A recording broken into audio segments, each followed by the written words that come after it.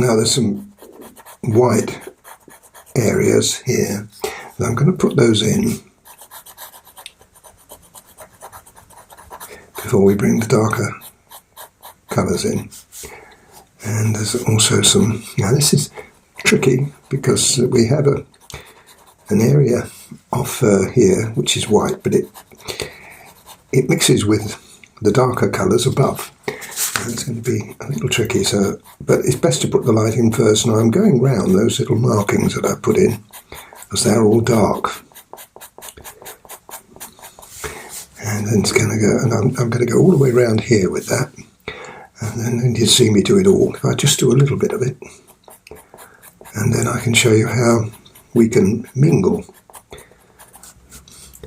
the whole lot together. That just about meets that. Some of the areas are quite strong, like that one is quite strong. If you've done cats before, you'll know that that's not unique in the cat family. And here it's really more ivory than white, so there's a lot of area there. I shall do the same thing there. But let me just show you the next colour, which will be the ivory, and that will be mixed with the white. Now you've got to put the white on because I'm using a slightly darker paper. We've got to bring in the light, otherwise it'll become too dark. This is why these ears and all the other areas show up so nicely, because I put the white in first. That just peters out when it gets to there. Okay, I'll just finish this off because it's quite important that you see how this is put together. When the dark goes on, it will be much more obvious. In between here, we've also got some ivory, but we're mixing with the dark. Here we've got an advantage of having this slightly darker paper because we can use that darker paper as our guide, and then we can replace that with dark, stronger tones. I hope you're following me, folks. That's all going to be very light from here. From here on, there's not a lot of ivory. It's just here where you have that combination of the two. Okay, so that's the idea.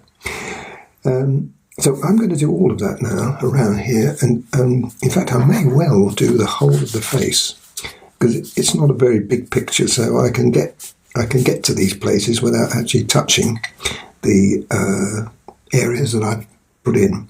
So watch me as I go through that. I'll show you in little bits and pieces as we go through there, and then once I've finished that, then we'll be using the stronger tones. The same thing though will apply up here, so let me just show you this small section. I've already started the ball rolling there, you can see with the 187. Now this is really all ivory here, we don't have any white at all. There's one large dark area like that going in there, so what we don't want to do is put any light in it.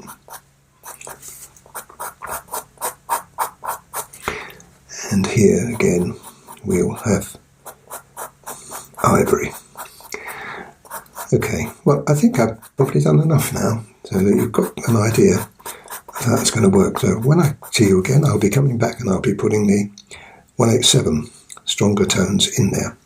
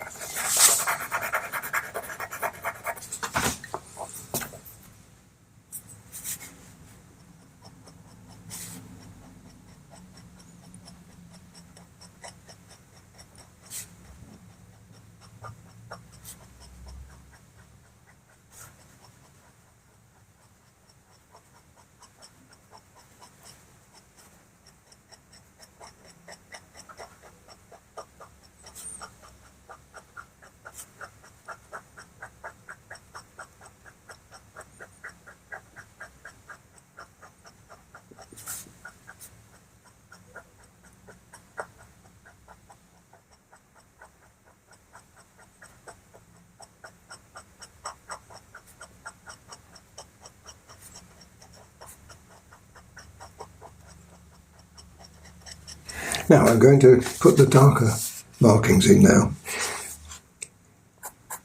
I'm using 229. Now I've got to be very careful, as you can imagine, with this, because we don't want it to necessarily to go into the white where we don't want it to go into the white, and that's going to be quite tricky, but so far I'm managing it well. We've got quite a lot more colour to put on here, and I debated whether to do that first or whether to do this first, but I think this was a better idea. I've done something similar to it before, and so I know that it does actually work out. And of course the other thing you've got to remember is when you're doing things like this, it doesn't have to be exactly the same. You know, I mean, we think that, oh, well, I've got to copy it. Well, you don't have to necessarily copy to the letter. Excuse me. You can use your artistic license. Now, I won't do any more on this because you've seen how it works. And the next thing I'm going to be showing you is how to put the, if I just show you a little bit of it now, the 187 on. That'll be the very next colour. More colours as well, but you see now how that actually goes in there. It comes down here into the white too. This is where we've got to be careful when we come in and touch that dark colour. And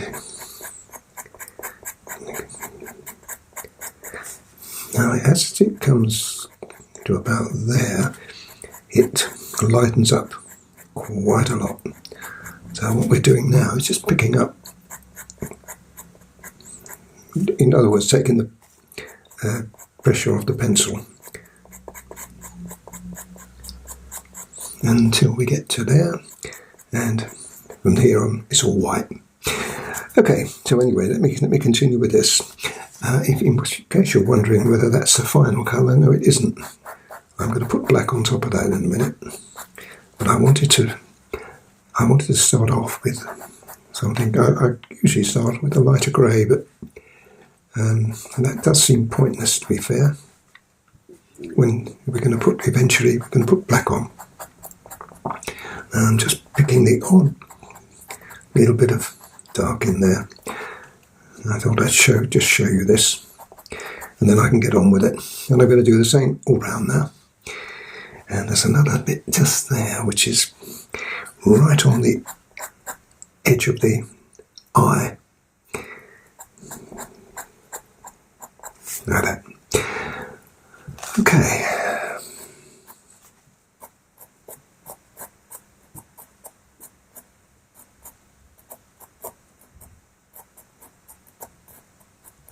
Like that. So I think I can get on with it now. And as I say, when I see you again, we'll be putting the 187 in, as I showed you there, and the other couple of colours. I've got 283, and there's another colour. I can't remember the name of it now. What is it called? 213 as well. You see, if you look at those two, they look the same, but there is a very slight difference. This is 283. It's got a sort of a more reddy look. And that one is 219 in Cretacolor, which is just slightly darker. So one of the advantages now we have of using both Faber and Cretacolor, because we've got a lot of in-between colours. Anyway, that's to come.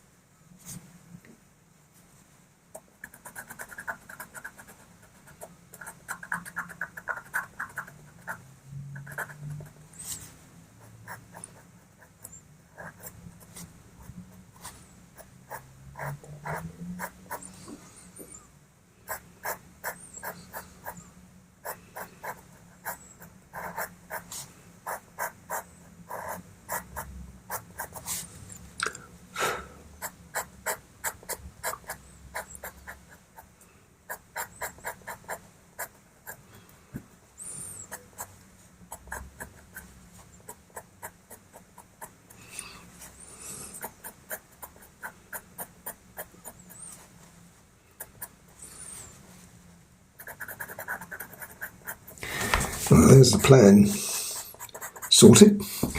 Now we've got the colouring to do. 187.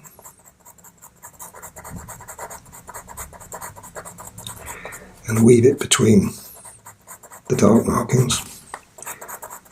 Remember, these are going to have black on top of them. That intensifies the tone.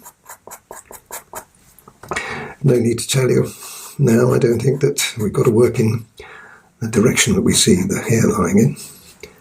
That's always important with animals, and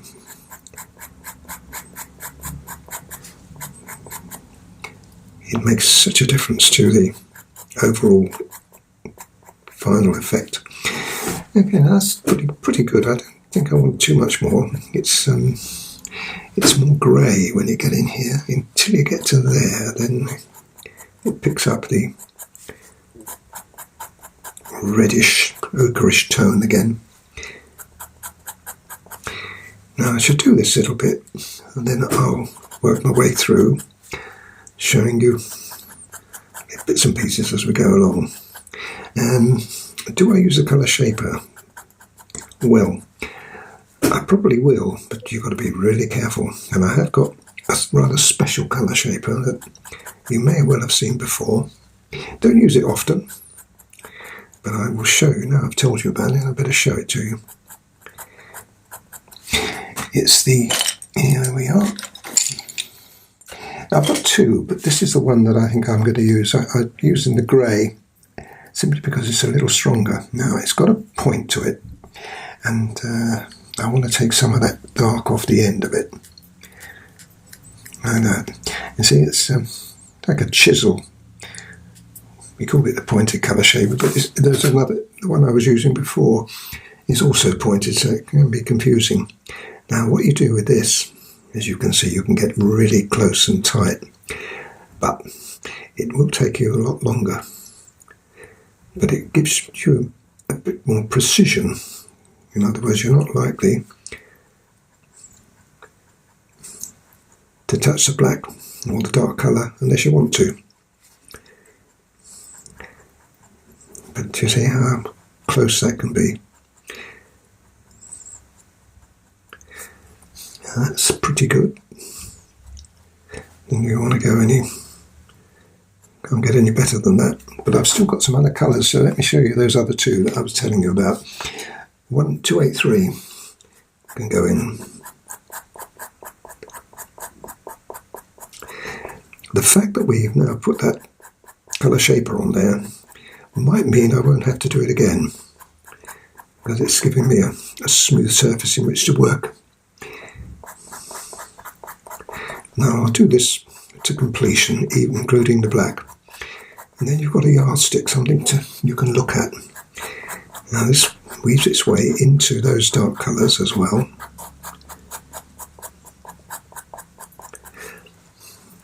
Now I don't know whether I need the other colour, but I will show it to you anyway. This is the slightly darker version of the one I've just... Oh yes, it does make a difference. You can just see it just a little stronger. In the past I probably would use 177 for this, but this means I probably won't have to use it at all, because it's dark enough. Now that's good. Okay, now the black. I'm using ivory black. You can use the Faber as well, but ivory is just a little softer. And this is where it's going to make a difference here. On top of that. Look at that. Wowee. Now I'm not doing any more because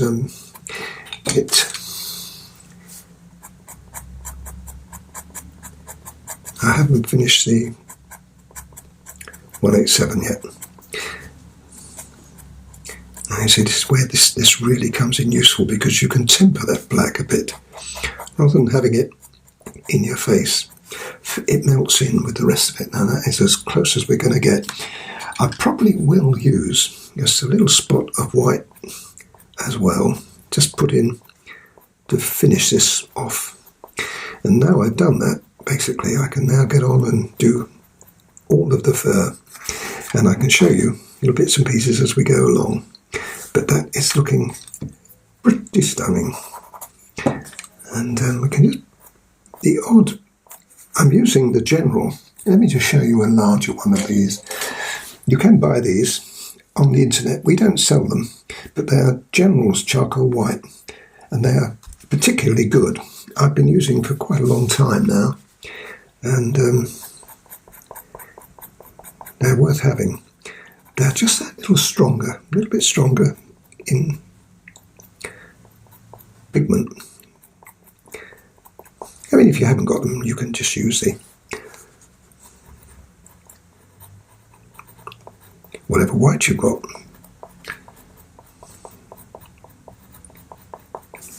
Now that is what all of this fur is going to look like. I think you'll see it's going to be pretty stunning when I finished it. So watch as I work my way right through that whole of that area of fur that I've done.